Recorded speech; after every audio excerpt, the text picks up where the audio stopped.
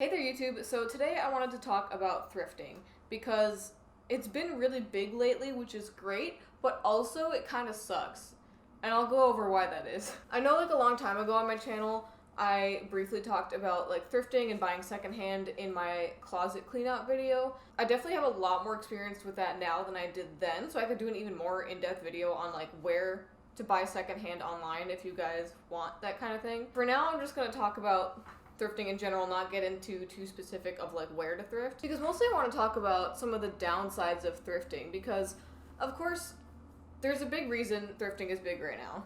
One big thing is environmentalism. Definitely things like the anti-fast fashion type movements. We all agree that massive amounts of waste are bad for the planet, so people are trying to find more environmentally friendly ways to obtain clothing. And a great way to do that is by buying secondhand and thrifting, because instead of that item going into a landfill, you're extending the life of that object, you're using it more, and maybe eventually, can be recycled or upcycled into something else. Another thing is vintage is really in right now. People are starting to appreciate some of the quality of older garments, some of the uniqueness of older garments, and people are starting to take some of those older things and kind of update it or mix it in with modern pieces to create some really unique looks. So that's really cool too, is the vintage aspect of buying secondhand. But with the rise in thrifting and buying secondhand, there's also a lot of negative aspects that have come up as well. So I just wanted to talk about those today to make you guys more aware of that and let you know to be a little more careful and mindful while you're thrifting. One negative aspect of thrifting that people have talked about a lot on YouTube is the gentrification of secondhand clothing. People will go to Goodwill, they'll buy up all of the good quality, trendy, good looking pieces, and then resell them online or in their own stores. When people are going and taking all of these things, especially really nice things like blazers and business type wear, which people obviously need for job interviews and stuff, by taking those things out of affordable places like Goodwill and the Salvation Army and reselling them for insane markups online, you're making those things less affordable to people who may need them. Lower income people already have enough issues looking presentable and professional for jobs, and when you're taking away the clothes that they need for that, it's just making it even harder on them for no reason. So you can make a $20 profit selling, some random Kohl's blazer. That's super annoying, and it just puts the people who already can't afford to buy this really nice stuff and making it even more out of reach for them than it already was. At least you could sometimes find some really good quality pieces at a Goodwill or Salvation Army, but now it's just so rare. Even for me, going to Goodwills in my area at least, I've just noticed there's definitely been a decline in good quality, interesting clothing, this type of Goodwill finds that I used to get really excited about, I just hardly see anymore. It's mostly just a lot of really bad graphic t-shirts and cheap tank tops from Walmart that just end up there. It's really disappointing, and I definitely can see how it would really negatively impact people who rely on places like Goodwill, Salvation Army, those actual affordable secondhand stores for getting clothing and keeping their wardrobe not even updated, just functional, honestly. I'll put some videos in the description of people who've talked about this topic more in depth. Again, I think Tiffany Ferg had a video on this. She does videos on a lot of this kind of stuff. But I've noticed pretty much in every secondhand clothing purchasing area, all the apps and even some physical stores, it's just values of everything is just going up secondhand. I don't know if you can still see my cat, but she's just chilling on my leg right now. But people are artificially increasing prices too. People are way overvaluing things on secondhand markets. They'll definitely price things way closer to actual retail value than they would have been normally in the past in a Goodwill or something. You used to be able to find really nice basic t-shirts and stuff for $3-4 at Goodwill. They're more expensive there now, but that's beside the point. But when you look on apps and stuff like Depop, Mercari, even basic t-shirts, they're selling for $10+, and it's well, if I'm gonna pay that much, I might as well just go to, as much as I don't want to support Walmart, Forever 21, whatever, it's if I'm gonna pay that much anyway, I might as well just go buy something brand new instead of getting something secondhand that's probably already been worn quite a bit and is gonna then wear out faster than if I were to just buy something new, because they're selling these fast fashion t-shirts for that price anyway. I don't know, it just makes it way harder to get affordable secondhand clothing. I expect designer pieces to cost more, but when you're selling fast fashion stuff for as much as it would have cost retail, even though you've already had it for 4 years. Like, I don't know, that's so dumb to me. Like, secondhand clothing is supposed to be more affordable. We all know you're not relying on getting rid of random clothes on Depop as a form of income. Like, you don't need to be, like, upcharging things such a crazy amount. Another annoying thing about secondhand clothing is resale value of mostly luxury and designer, you know, bigger ticket items, or even just stuff that's rare. Like, I had a mini rant about this on TikTok. Like, one example of this is when I was shopping for my LV Star Trail boots, I was trying to find some secondhand because obviously I couldn't afford the $1,500 full retail price tag. I was scouring secondhand markets and everyone was charging either retail or above retail. I saw pairs listed for $1,800 to $2,000, and like, it's still on the LV website. Why would I pay more to get it secondhand or from some like random person when I could just go buy it straight from LV for cheaper? Like, that is so dumb to me. I kind of understand like upcharging things that are super rare, like limited edition stuff, or if it's not made anymore but it's still high demand. Like, that I can kind of understand, but when it's literally still in the retail store, you can't be charging more for it. That's so dumb. There's something fundamentally wrong to me about selling something that is clearly used, clearly worn, definitely secondhand, but selling it for more than retail value. Like, if you've never worn it or it still has the tags or whatever, you know, fine. If it's like rare, I can understand, but like, as soon as something is worn, washed, damaged, it loses value. I'm sorry, it just does. That's just how things work. That's how cars work. You don't see people selling sports cars for above retail just because they're a fancy, expensive sports car. Like, they still depreciate in value when you start driving it. It's the same thing with clothing. I don't get why people think they can charge more for something that is secondhand just because it's in demand. And that's the thing, is I'll save these types of things and I'll keep an eye on them.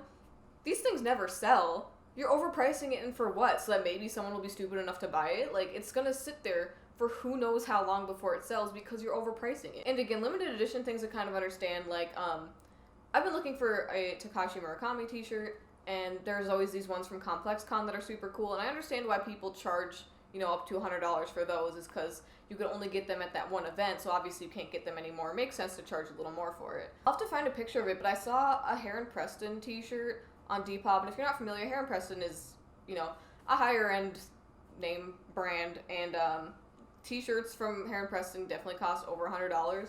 Where are you going? But I saw a Heron Preston shirt on Depop that had a very obvious grease stain. And if you know much about like washing clothing, grease stains are like impossible to get out once they're set in there. And they were still charging over $100 for this shirt, and I'm just like, why? Like, it's in such an obvious spot too. It's like, that is not wearable the way it is. You can't charge $100 for that. No one's gonna buy a clearly damaged item that you can't even wear as is for $100.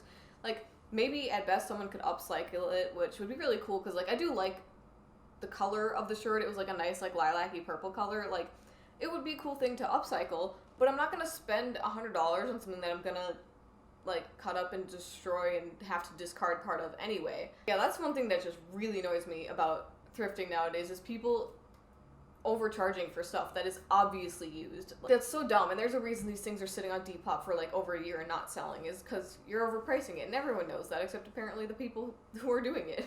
Another thing that's something you just have to be aware of whenever you're dealing with people online is scammers, or just generally suspicious people. There's just a lot of really weird people out there who are going to try to scam you out of things. They're going to try to like get weird information from you. So just like, if anything seems off, just like don't interact with that person. Like, if you can block them on whatever site or app you're using, just block them.